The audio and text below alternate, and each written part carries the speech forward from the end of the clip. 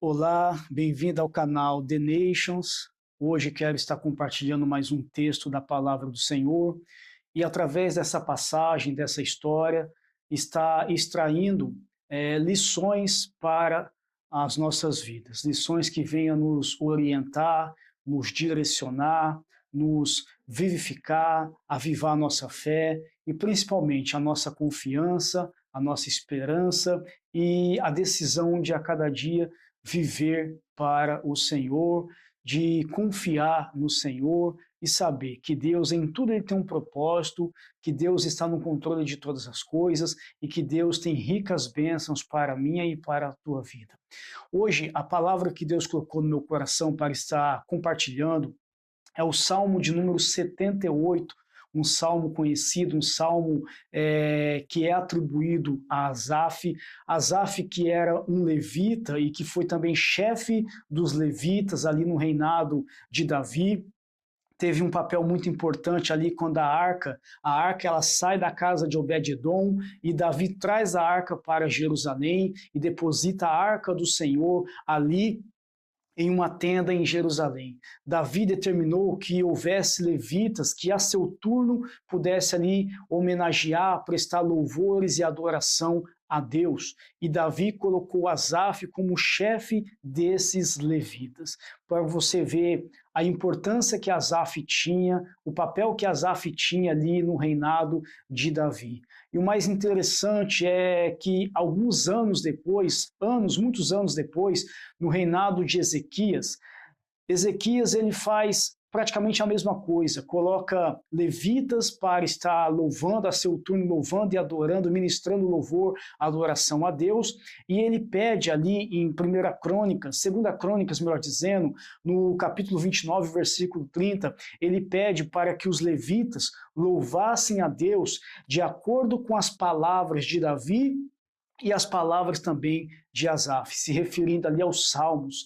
Nós sabemos que os salmos, a maior parte foi de composição de Davi, e alguns salmos é atribuída a sua composição, atribuído a Asaf, do Salmo 73 ao Salmo 83, e também o Salmo de número 50, são salmos ali do levita Asaf entoando, louvando a Deus.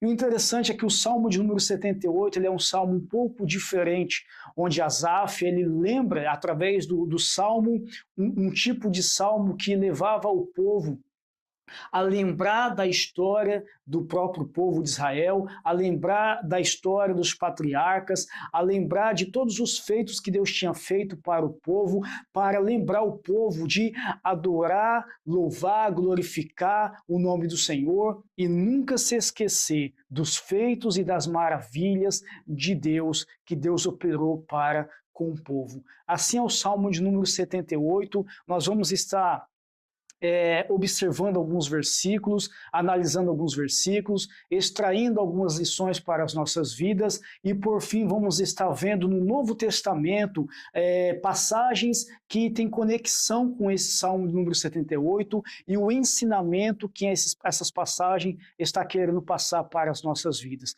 E já adianto de antemão, um ensinamento de confiança em Deus, dependência do Senhor e nunca duvidar, sempre crer, nunca duvidar, porque Deus é o mesmo ontem, hoje e eternamente. Deus opera no meio do seu povo com livramento, com libertação, com salvação, com cura, com transformação, com bênçãos espirituais e com o cumprimento de todas as suas promessas nas nossas vidas. Amém? Então, Salmo de número 78, vou estar lendo e vou estar pegando alguns versículos para estar explicando melhor. Amém? Diz assim: escutai a minha lei, povo meu, inclinai os ouvidos às palavras da minha boca. Abrirei a boca numa parábola, proporei enigmas da antiguidade. Primeiramente, eu quero ficar aqui neste versículo, quando Asaf falando, dê ouvidos à minha lei, dê ouvidos ao que vai sair dos meus lábios, né? Eu vou propor umas parábolas, enigmas da antiguidade. Nós sabemos que o Senhor Jesus, ele ensinava as pessoas no ministério terreno do Senhor Jesus, ele ensinava as pessoas por meio de parábolas. Parábolas eram histórias, ora uma história fictícia, ora até mesmo histórias verdadeiras, que através dessa história, Jesus ele procurava ensinar o povo, ensinar os seus discípulos verdades acerca do reino de Deus, verdades eternas. Amém? Ali em Marcos capítulo de número 4, versículo de número 30, diz assim, para reforçar, confirmar que o nosso Senhor Jesus ele ensinava através de palavras. Marcos, capítulo de número 4, versículo de número 30, diz assim, e dizia, a que assemelharemos o reino de Deus? Ou com que parábola o representaremos? Então Jesus, ele procura ensinar o povo, aqui ele estava querendo ensinar acerca do reino dos céus, e ele procurava parábolas, uma parábola que ele pudesse dizer ao povo, comunicar ao povo, e através dessa parábola ele ensinar uma verdade sobre o reino de Deus, ensinar uma verdade eterna para o povo. E aqui Jesus usa a parábola do grão de mostarda. Versículo 31, é como um grão de mostarda que quando se semeia na terra é a menor de todas as sementes que há na terra, mas tendo sido semeado, cresce e faz-se a maior de todas as hortaliças e cria grandes ramos de tal maneira que as aves do céu podem aninhar-se debaixo da sua sombra. E com muitas parábolas tais lhes dirigia a palavra segundo o que podiam compreender. E sem parábolas nunca lhes falava, porém tudo declarava em particular aos seus discípulos. Aqui eu quero apenas enfatizar o método que o Senhor Jesus usava para ensinar a multidão verdades acerca do reino de Deus. Amém? Jesus usava parábolas e, no particular, aos seus discípulos, ele explicava muitas vezes de forma mais detalhada o significado dessas parábolas. Amém? Então, continuando, Asaf, ele fala ao povo, ó povo, eu vou estar contando parábolas, eu vou estar trazendo enigmas da antiguidade. Mas aqui, a parábola que Asaf vai estar usando para comunicar algo ao povo é a história que o povo passou ali na trajetória pelo deserto. Quando Deus arranca o povo do Egito com mão forte, com mão poderosa, e com o povo o guia pelo meio do deserto através da vida ali de Moisés. Esse é o foco desse Salmo de número 78, o pano de fundo é essa história da trajetória pelo meio do deserto após o povo sair da terra do Egito. Amém? Os quais temos ouvido e sabido, e nossos pais nos têm contado. Não os encobriremos aos seus filhos, mostrando à geração futura os louvores do Senhor, assim como a sua força e as maravilhas que fez. Versículo 5. Porque ele estabeleceu um testemunho em Jacó, e pôs uma lei em Israel, e ordenou aos nossos pais que a fizessem conhecer a seus filhos, para que a geração vindoura o soubesse e os filhos que nascessem se levantassem e contassem a seus filhos. Asaf, então, ele está introduzindo o seu salmo e ele está falando que eu vou estar contando enigmas da antiguidade, vou estar usando de parábola histórias da antiguidade, dos nossos antepassados, dos nossos pais, assim como foi ordenado uma ordenança do nosso Senhor para que fosse transmitido aos nossos filhos e aos filhos dos nossos filhos. Essa é uma ordenança de Deus para o povo de Israel. Deus, após tirar o povo do Egito, Deus, após operar maravilhas, sinais no meio do seu povo, uma das ordenanças que Deus deixa aos filhos de Israel é, nunca se esqueçam do meu testemunho. Nunca se esqueça dos meus feitos na terra do Egito, como eu vos resgatei com mão forte e poderosa, como eu operei sinais no meio de vós, ali durante os 40 anos no deserto, nunca se esqueça, essa é uma ordenança perpétua. Contem a vossos filhos, ensine aos vossos filhos, para que os vossos filhos também ensinem aos seus filhos, e assim eles nunca venham se esquecer dos feitos e da mão poderosa do Senhor. Essa é uma ordenança que a gente encontra ali no livro de Deuteronômio, capítulo de número 4. Deuteronômio, capítulo de número 4. E o versículo de número 9 diz assim: tão somente guarda-te a ti mesmo e guarda bem a tua alma, que te não esqueça daquelas coisas que os teus olhos têm visto, e se não apartem do teu coração todos os dias da tua vida, e as farás saber a teus filhos e aos filhos de teus filhos. Essa é uma ordenança que Deus deixa a Israel, aos filhos de Israel, para que nunca se esqueça das coisas que eles presenciaram. E o que eles presenciaram? O mar se abriu para eles passarem, o mar se fechou para cobrir os inimigos que os perseguiam, as pestes que Deus operou na terra do Egito, como Deus feriu os primogênitos do Egito e poupou os filhos de Israel como um grande livramento, todos os sinais e prodígios que Deus operou na terra do Egito, Deus fala, não se esqueça, nunca esqueça o que os seus olhos viram, informe, conte, ensine os seus filhos e que os seus filhos venham ensinar também os seus filhos nas gerações futuras. Aleluias. Capítulo de número 6. Ainda em Deuteronômio, capítulo número 6, reforça isso.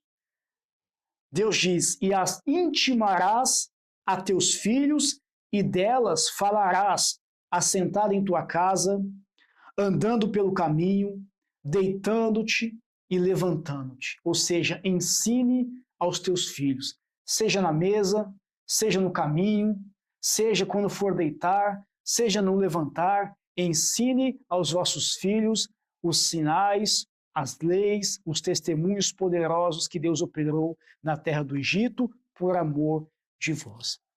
Essa ainda é Asaf introduzindo o Salmo.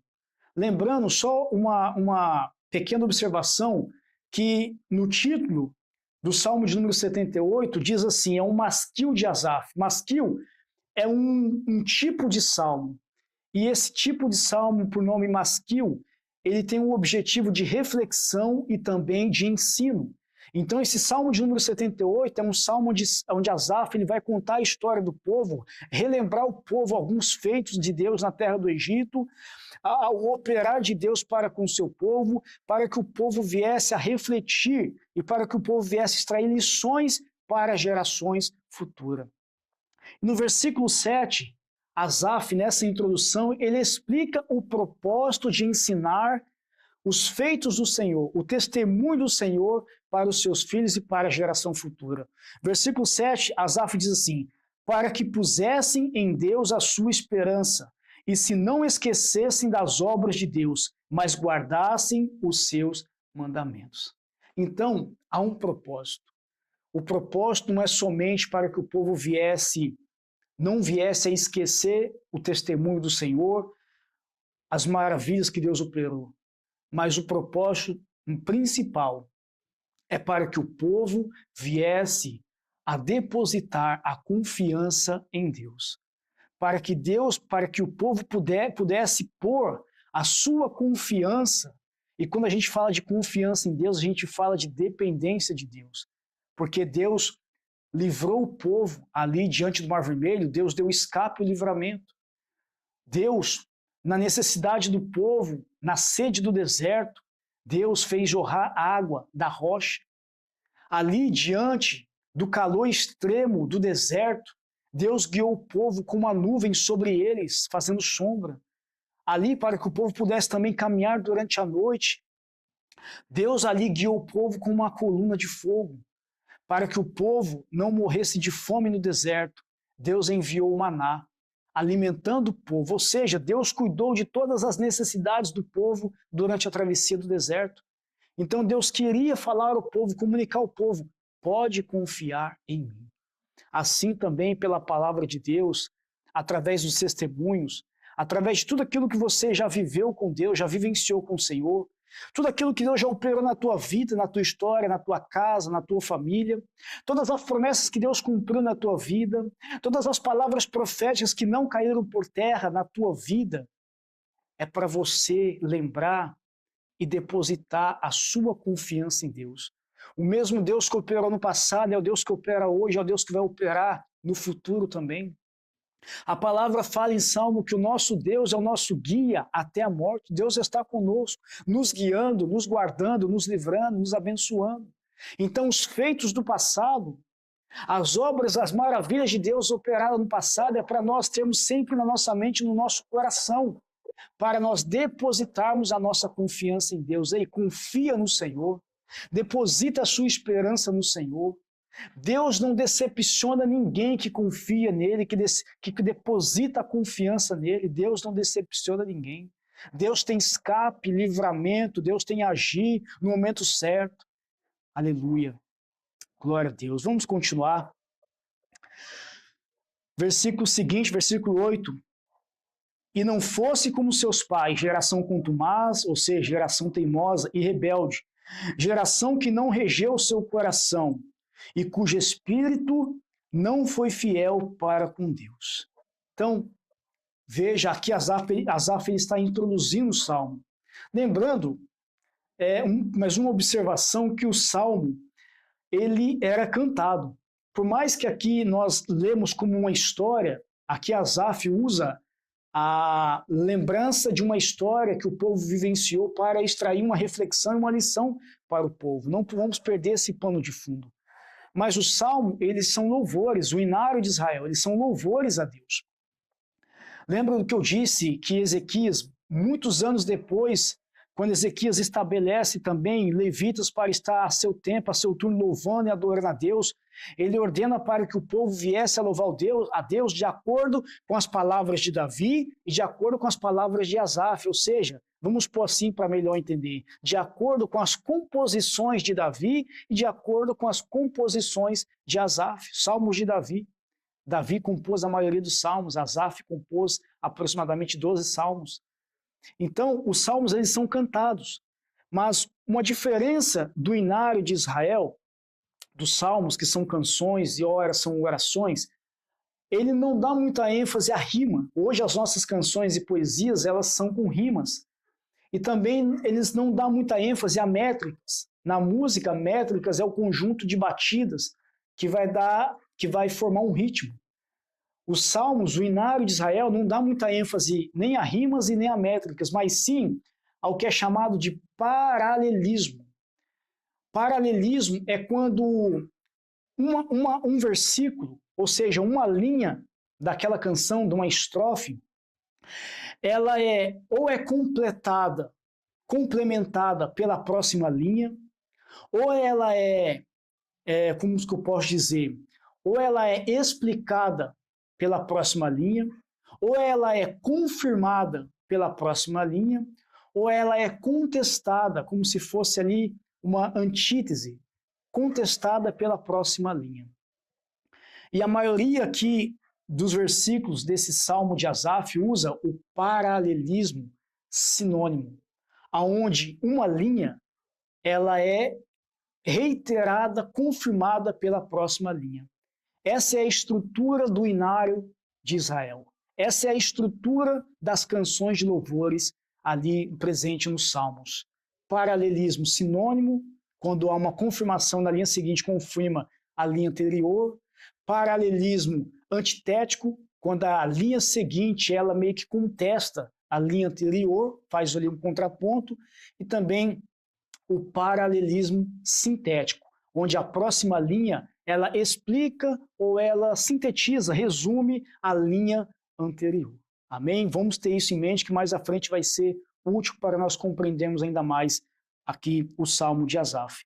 Então, continuando, agora Asaf ele começa a falar os feitos do Senhor.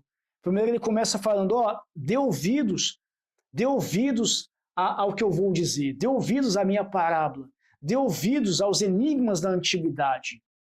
porque foi uma ordem de Deus para que nós viéssemos lembrar, ensinar os nossos filhos e ensinar as gerações futuras.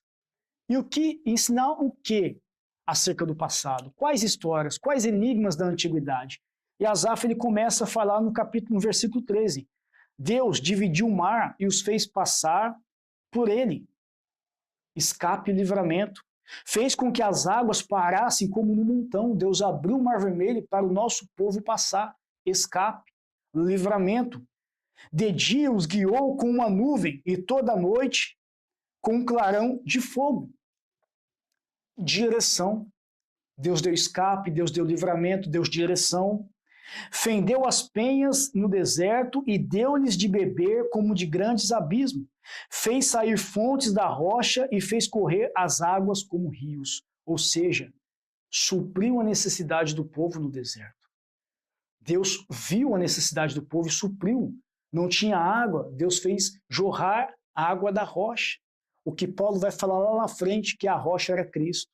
Algo profundo, é um mistério, enigmas da antiguidade.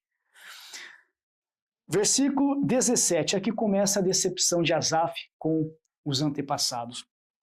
E ainda, com tudo isso, prosseguiram em pecar contra ele, provocando ao Altíssimo na solidão. Versículo 18, e tentaram a Deus no seu coração, pedindo carne para satisfazerem o seu apetite. Aqui eu quero chamar a sua atenção quando Asaf fala que o povo tentou a Deus. E o que o povo fez para tentar a Deus? Asaf fala, eles pediram carne no deserto. Aí talvez você se pergunte, mas pedir a Deus, se Deus é o que supra as nossas necessidades, pedir a Deus carne no deserto para matar a fome, é um pecado? É tentar a Deus? Se o povo chegasse e falasse, Pai, Senhor, nós queremos carne, nós estamos com fome, embora Deus estava alimentando o povo com maná. Deus estava alimentando o povo com o pão do céu, o maná. Deus não deixava o povo ter fome. Tudo bem, eles queriam comer carne, eles poderiam orar e pedir, Pai, nós queremos comer carne, mas olha o que o povo falou no deserto. E por isso foi uma tentação a Deus. E falaram contra Deus e disseram, poderá Deus, porventura, preparar-nos uma mesa no deserto? O povo, diante ali da necessidade, do desejo de comer carne, o povo vendo que Deus supriu a necessidade da sede, fazendo jorrar água da rocha, o povo agora olha e fala assim, poxa, nós tivemos sede e Deus conseguiu nos dar água, mas agora nós queremos carne. Será que Deus pode preparar uma mesa no deserto? Isso também atenta para o fato de que o povo não estava feliz no deserto. O povo não estava feliz com o livramento que Deus deu. Eles eram escravos, cativos no Egito. Deus os resgatou. Cumprimento de promessa feita a Abraão, reforçada a Isaac e Jacó, que faria o povo subir da terra do Egito. Deus ouviu o clamor do povo, Deus levantou Moisés, Deus foi lá, resgatou o povo como um forte e poderosa. Deus agora está guiando o povo pelo deserto, guiando, dando direção ao povo pelo deserto. Mas agora o povo fala, tá bom, mas será que Deus pode preparar uma mesa neste lugar para matar a nossa fome, para nos fartar de carne? Essa foi a tentação, isso foi o que o povo disse no seu coração e feriu a Deus. Machucou o coração do Senhor. E duvidaram do Senhor. Isso era tentar a Deus. Não é uma oração pedindo alimento. É tentar a Deus, é pôr Deus à prova, é pôr Deus à teste. Versículo 19. Versículo 20. E eis que feriu a penha, é o povo falando, e correram dela, rebentaram ribeiros em abundância. Poderá também dar-nos pão ou preparar carne para o seu povo? É o povo falando. É o povo falando. Asaf aqui ele está reproduzindo a fala do povo. Tá bom, Deus fez jorrar água da rocha, mas será que aqui no deserto ele pode dar carne para o seu povo? O povo que ele arrancou do Egito, lá tínhamos pelo menos cebola, lá tínhamos pelo menos os legumes do Egito, tínhamos o que comer. O povo tentando a Deus. Versículo 21. Pelo que o Senhor os ouviu e se indignou, e acendeu um fogo contra Jacó, e furor também subiu contra Israel. Eu quero aqui apenas chamar atenção para esse versículo, porque esse versículo ele mostra o que eu disse de paralelismo sinônimo. É quando uma linha ela é confirmada na linha seguinte. Ou melhor, para ficar melhor para compreendermos. A linha seguinte, ele mesmo que assim, ele meio que replica a linha anterior. Apenas muda palavras, mas a ideia, a mensagem é a mesma. E fala, pelo que o Senhor os ouviu e acendeu um fogo contra Jacó. É a primeira linha. E furor também subiu contra Israel. Ou seja, é algo sinônimo. Usa apenas troca Jacó por Israel, mas a mensagem é a mesma. O que está querendo dizer a mesma coisa, se chama paralelismo sinônimo. Jacó e Israel está se referindo ao mesmo povo, aos filhos de Israel, a descendência de Jacó. Amém? É apenas uma observação para nós compreendermos a forma que é estruturado os salmos, o inário de Israel. Amém? Continuando. E aqui eu quero parar um pouco nesse versículo 22 para trazer algo também para os nossos corações, ensinamento para os nossos corações, para nos levar a confiar mais em Deus, a não cair no mesmo erro do povo e a duvidar e a ser incrédulo, a lembrarmos dos feitos do Senhor e depositarmos a nossa confiança, a nossa esperança, a nossa dependência em Deus. Versículo 22, porquanto não creram em Deus, nem confiaram na sua salvação. Veja, Asaf está lembrando o povo, Asaf está contando toda a história, o livramento que Deus deu ao povo, Asaf está cumprindo uma ordenança de Deus lá em Deuteronômio. Lembre os filhos, conte aos filhos de seus filhos, todo o testemunho de Deus, todo o testemunho do Senhor. O que é o testemunho? Testemunhos são os feitos de Deus que levam as pessoas a conhecer e a confiar em Deus, a conhecer e a crer em Deus. Esses são os testemunhos do Senhor, que mostram os seus feitos, mostram os seus milagres, mostram a sua fidelidade, porque Deus ele foi resgatar o povo no Egito cumprindo uma promessa feita a Abraão, Isaque e Jacó. Então, Asaf está cumprindo essa ordenança, está lembrando o povo. E através dessa lembrança ao povo, ele vai extrair lições, que são as lições que nós vamos extrair para a nossa vida hoje através da explanação desse salmo. Amém? Então, versículo 22, Asaf ele continua, porquanto não creram em Deus, Deus se indignou contra Jacó e subiu um furor contra Israel, porque eles não creram em Deus. Mesmo diante de tudo que Deus estava fazendo, mesmo diante de todos os milagres que Deus operou, eles não creram em Deus. Antes duvidaram do Senhor. Antes não confiaram na sua salvação. E aqui eu quero fazer uma outra observação, que salvação no Antigo Testamento é um pouco diferente da salvação tratada no Novo Testamento. Porque a salvação tratada no Novo Testamento, que foi traga ali pelo nosso Senhor e Salvador Jesus Cristo, que morreu pelos nossos pecados e ressuscitou para a nossa justificação, a salvação é a salvação dos nossos pecados, a remissão dos nossos pecados e da ira futura de Deus contra os filhos da desobediência. Mas salvação no Antigo Testamento quase sempre está associada a Deus livrar o seu povo do inimigo, a Deus resgatar o seu povo do cativeiro, a Deus livrar o seu povo da morte, a Deus dar escape e livramento ao seu povo, muitas vezes também da fome, muitas vezes da guerra.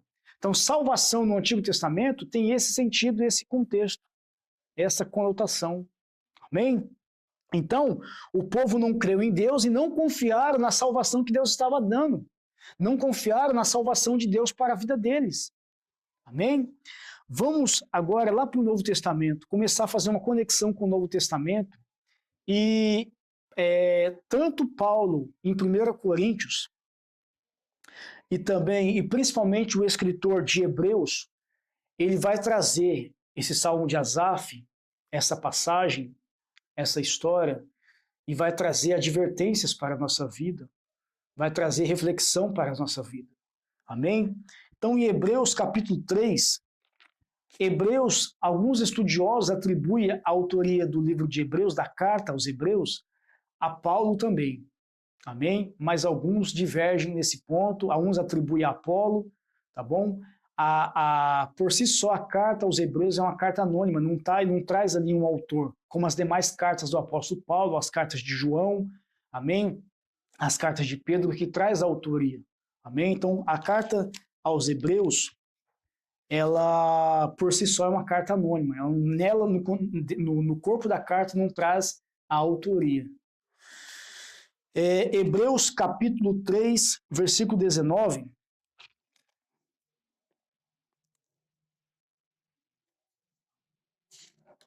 eu vou estar lendo desde o versículo 1, porque ele aborda a história do povo ali pelo deserto, tá bom? E nós vamos chegar no versículo 19. Diz assim: pelo que, irmãos santos, participantes da vocação celestial, considerai a Jesus Cristo, apóstolo e sumo sacerdote da nossa confissão, sendo fiel ao que o constituiu, como também o foi Moisés em toda a sua casa, porque ele é tido por digno de tanto maior glória do que Moisés, quanto maior honra do que a casa tem aquele que edificou. Porque toda casa é edificada por alguém, mas o que edificou todas as coisas é Deus. E na verdade Moisés foi fiel em toda a sua casa, como servo, para testemunho das coisas que se haviam de anunciar. Mas Cristo, como filho, sobre a sua própria casa, a qual casa somos nós, se tão somente conservarmos firme a confiança e a glória da esperança até o fim. Conservarmos firme a nossa confiança, né? E a nossa esperança em Deus, confiança em Deus, esperança em Deus até o fim. Amém?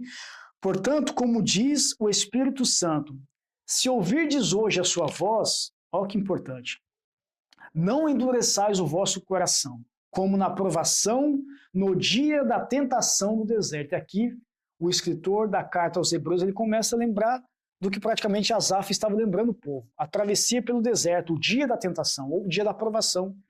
Onde vossos pais me tentaram, aqui é Deus falando, onde vossos pais me tentaram, me provaram e viram por 40 anos as minhas obras. Por isso me indignei contra esta geração e disse: estes sempre erram em seu coração e não conheceram os meus caminhos. Assim jurei na minha ira que não entrarão no meu repouso. Vede, irmãos, que nunca haja em qualquer de vós um coração mau e infiel para se apartar do Deus vivo. Antes, exortar-vos uns aos outros todos os dias durante o tempo que se chama hoje, durante o tempo da nossa peregrinação. A Bíblia faz uma comparação da travessia do povo no deserto e a travessia do crente por essa vida, por essa terra. Uma travessia do deserto. O deserto tem dia para acabar. O deserto representado aqui é por este mundo, né? O Egito representado quando nós estávamos no mundo sem conhecer Jesus, mas nós fomos resgatados. Nós fomos resgatados por Deus, nós fomos transportados do império das trevas para o império do Filho do seu amor, como dizem Colossenses.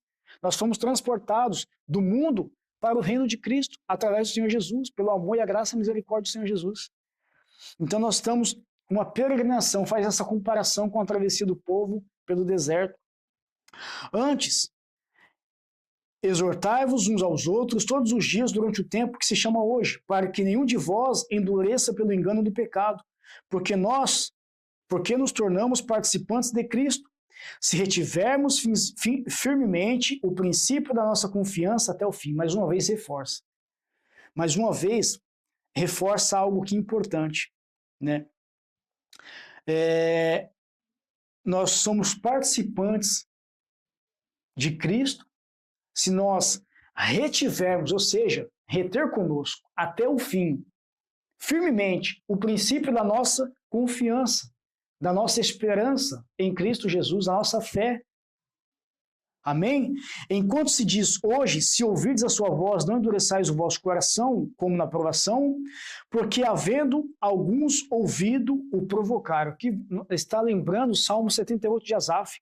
Porque havendo, versículo 16, porque havendo alguns ouvido, o provocaram, mas não todos os que saíram do Egito por meio de Moisés.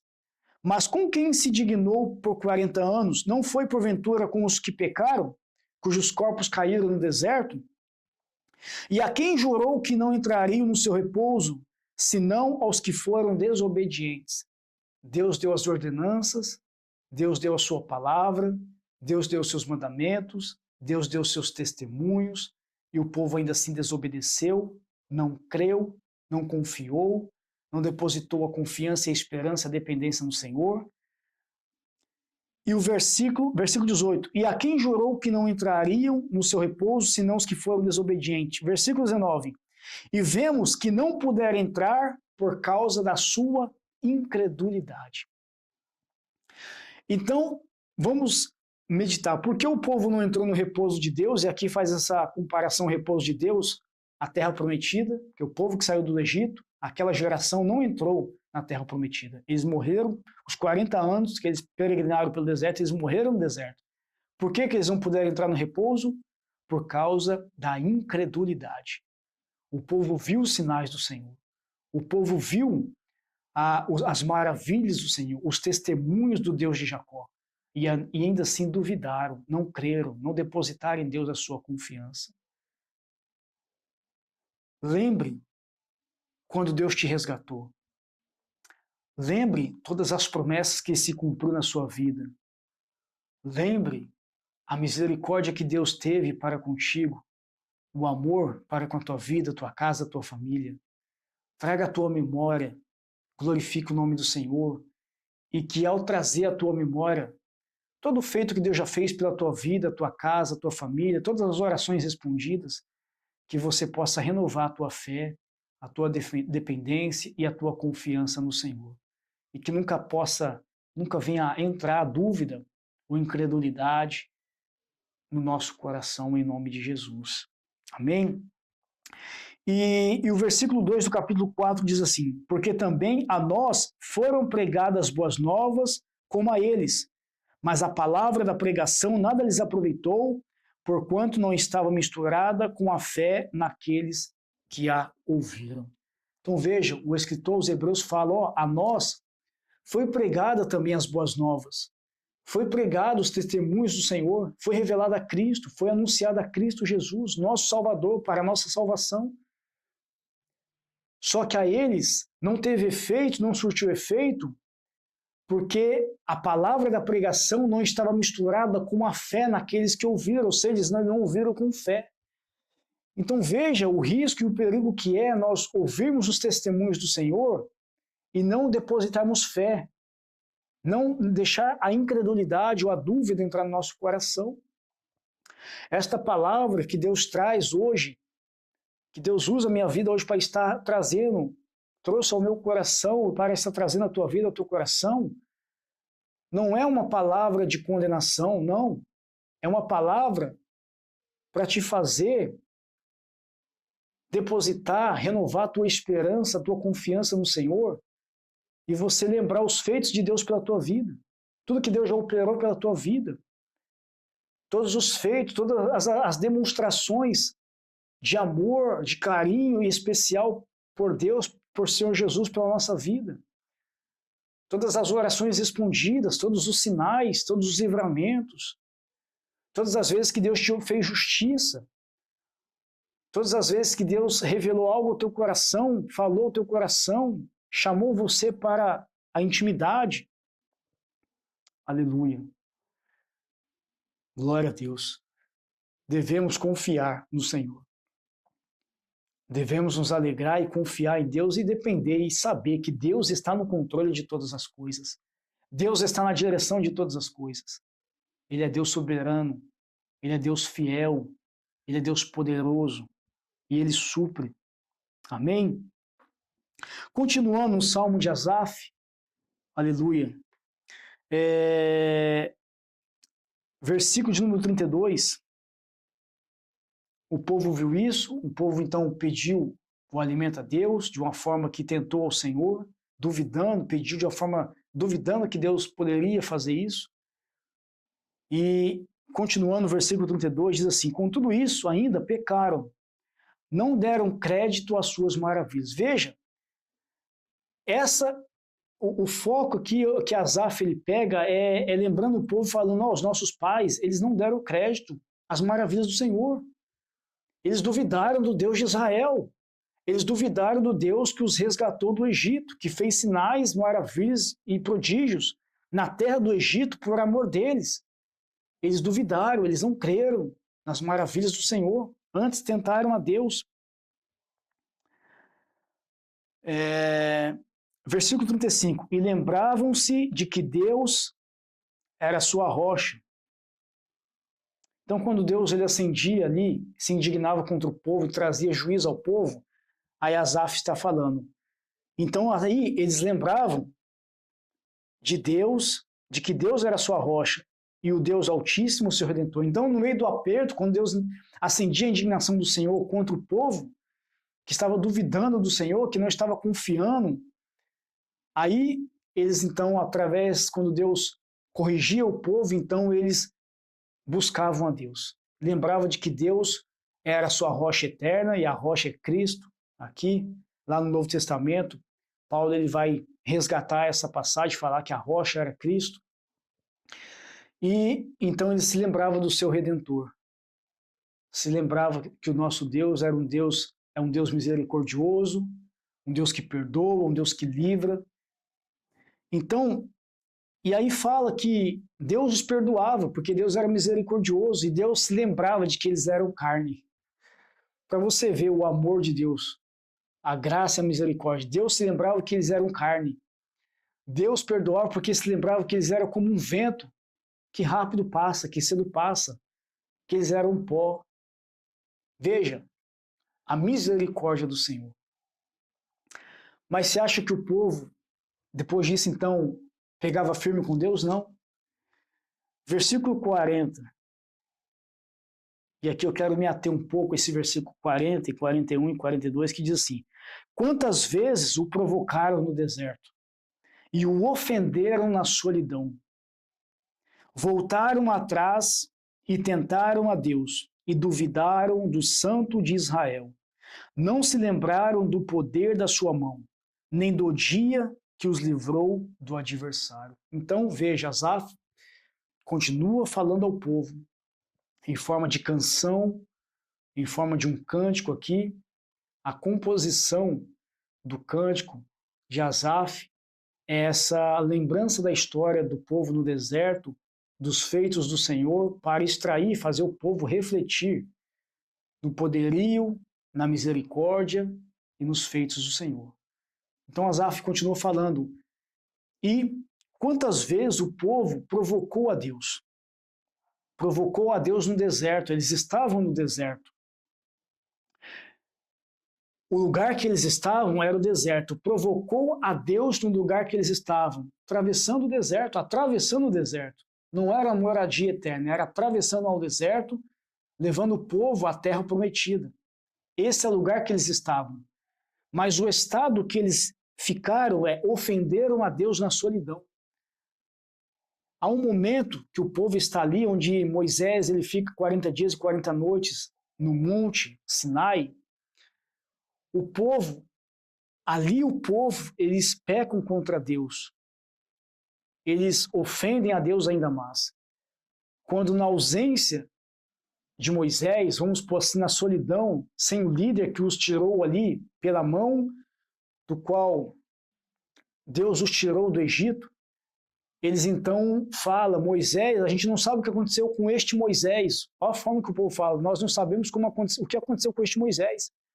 Então, faça o seguinte, faça para nós um bezerro de ouro, para que nós o adoremos. Essa foi a pior ofensa a Deus. Por quê?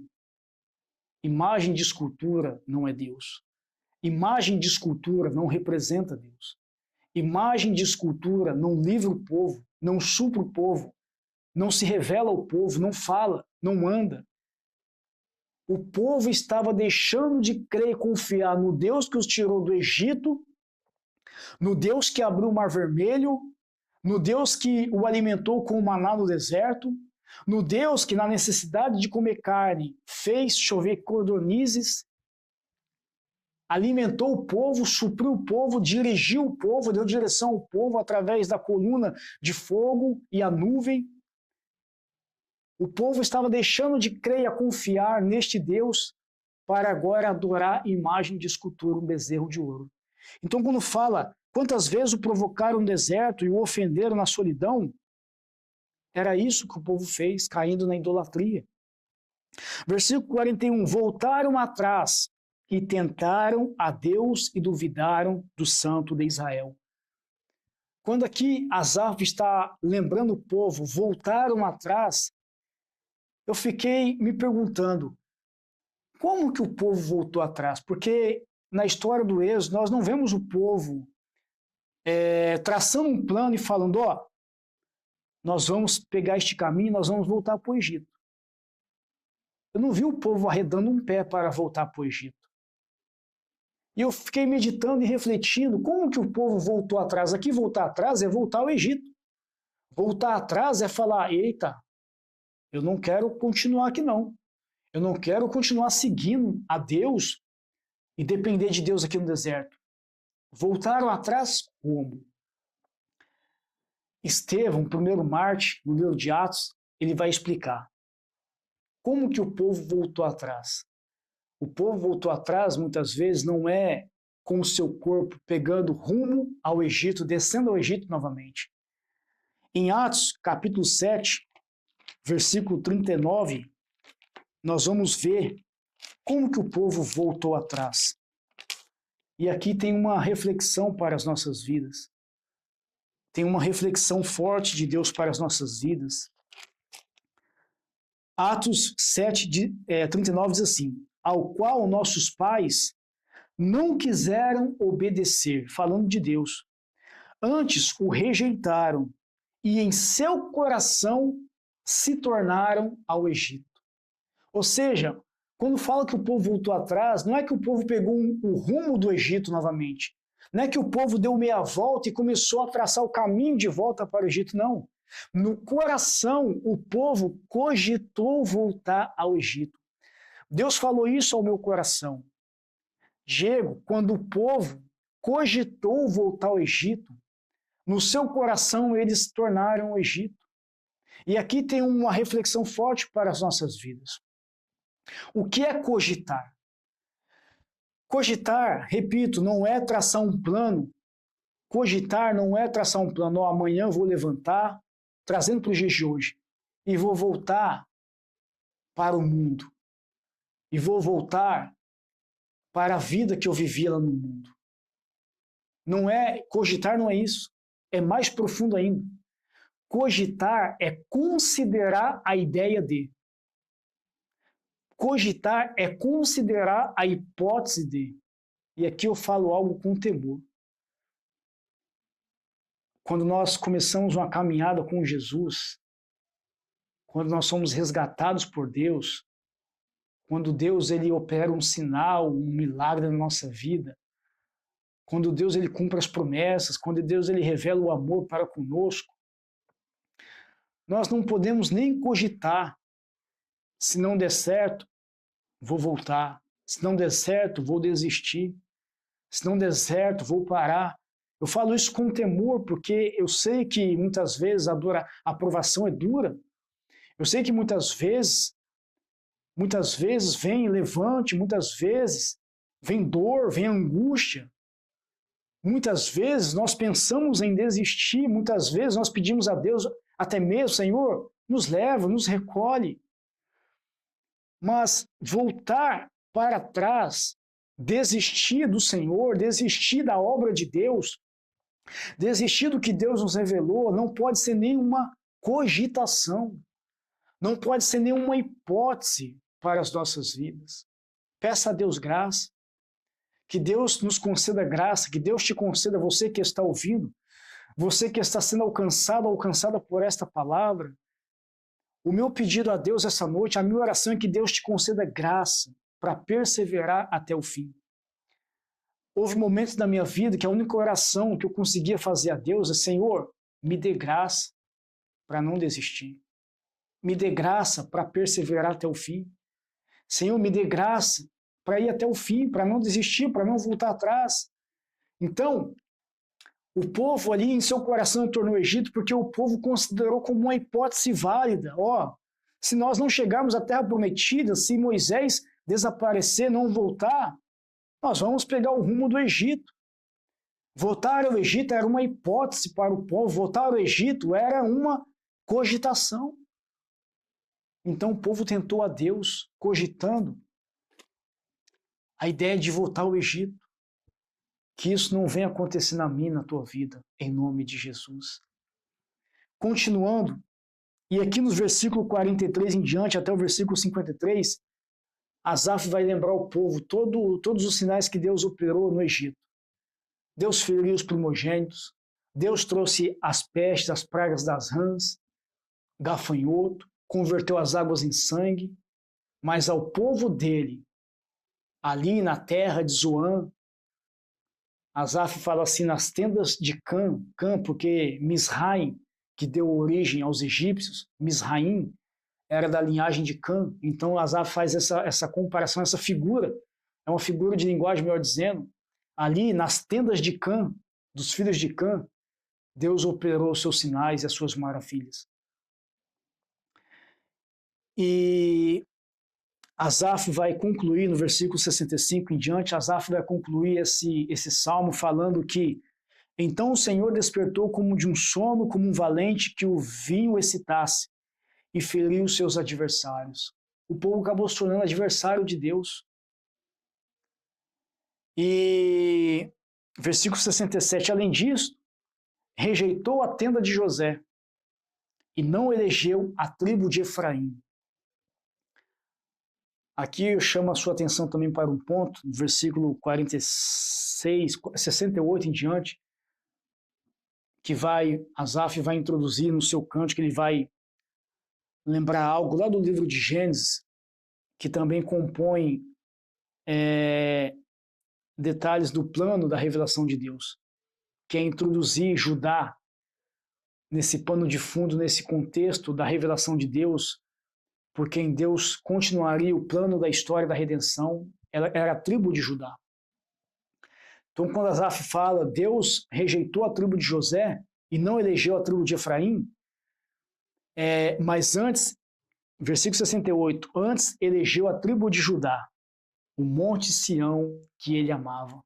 O salmo ele não vai terminar como uma declaração de derrota ou uma declaração, perdoe-me a expressão, mas de desgraça do povo, não. O salmo vai terminar em algo ainda que glorifica o nome do Senhor, exalta o nome do Senhor e exalta e revela o plano de Deus, a continuação do plano de Deus. O povo foi desobediente, Deus rejeitou a tribo de José, a tribo de Efraim, mas calma aí, o plano de Deus não morreu.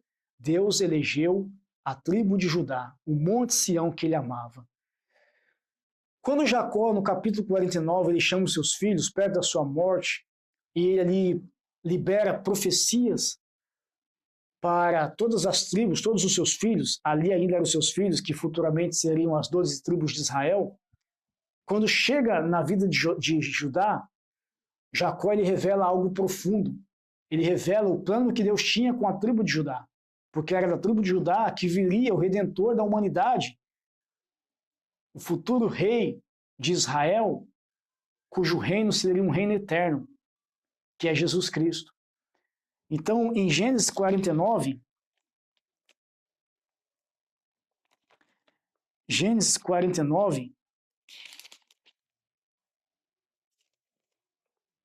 versículo de número 8 em diante, diz assim: Judá, a ti te louvarão os teus irmãos, a tua mão será sobre o pescoço de seus inimigos.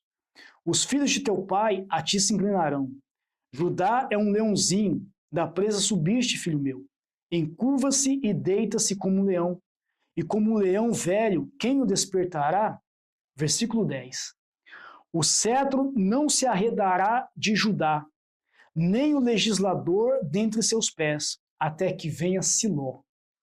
e a ele se congregarão os povos, ou a ele obedecerão os povos. Então, olha a profecia para Judá, aqui é o filho de Judá, aqui é o filho de Jacó, por nome Judá. Jacó está liberando uma profecia sobre ele. Judá, a ti te louvarão os teus irmãos. Judá é um leãozinho, quem o despertará? O cetro nós sabemos que é aquele bastão que os reis usavam para comandar, o cetro de ouro, que os reis na antiguidade usavam para comandar, um sinal de autoridade. O cetro não se arredará, não se apartará de Judá, ou seja, da tribo de Judá. Porque era da tribo de Judá que viria o rei, o futuro rei de Israel. E nem o legislador dentro dos seus pés, até que venha Siló. Siló significa o enviado. Até que venha Siló, e a ele obedecerão os povos. Aqui está até introduzindo um contexto escatológico do tempo do fim, quando todos os povos da terra, todas as nações, servirão e viverão para Cristo. Então, Asaf, ele termina o Salmo falando, lembrando isso. Deus rejeitou a tribo de José, Efraim, mas antes elegeu a Judá, o monte Sião que ele amava. E ele termina falando, também elegeu a Davi, seu servo, o tirou dos apriscos das ovelhas, de após as ovelhas pejadas, e trouxe para apacentar a Jacó, seu povo, e a Israel, sua herança. Assim os apacentou segundo a integridade do seu coração e os guiou com a perícia de suas mãos. Então, Asaf, ele finda esse salmo, lembrando, é um cântico que o masquil de Asaf, masquil é um tipo de salmo que leva o povo à reflexão e ao ensino, lembrando o povo dos feitos do Senhor, da história de Israel pela travessia do deserto, as quedas de Israel, dos filhos de Israel, e a reflexão para as nossas vidas, para o povo que estava ouvindo Asaf naquele tempo e também para as nossas vidas de hoje. A não duvidar do Senhor, a não duvidar dos feitos do Senhor, das obras do Senhor, a não duvidar das promessas do Senhor, a não duvidar dos testemunhos do Senhor, a não duvidar da destra poderosa do Senhor Jesus sobre a mim e sobre a tua vida. Deus está no controle da minha e da tua vida. Deus, ele tem algo preparado para a tua história e para a tua vida. Deus, ele tem uma grande mudança para a tua vida. Deus, ele tem libertação para a tua casa. Deus, ele tem vida abundante para o teu lar. Deus, ele tem salvação para os seus. Deus, ele tem escape e livramento. Deus, ele tem provisão. Deus, ele tem direção para as nossas vidas. Aleluia. Deus, ele tem o melhor para a minha e para a tua vida. E para terminar, quero estar lendo em 1 Coríntios, porque também Paulo, ele traz essa história também, esse salmo, e ele lembra o povo também. Em 1 Coríntios, capítulo de número 10, 1 Coríntios, capítulo de número 10,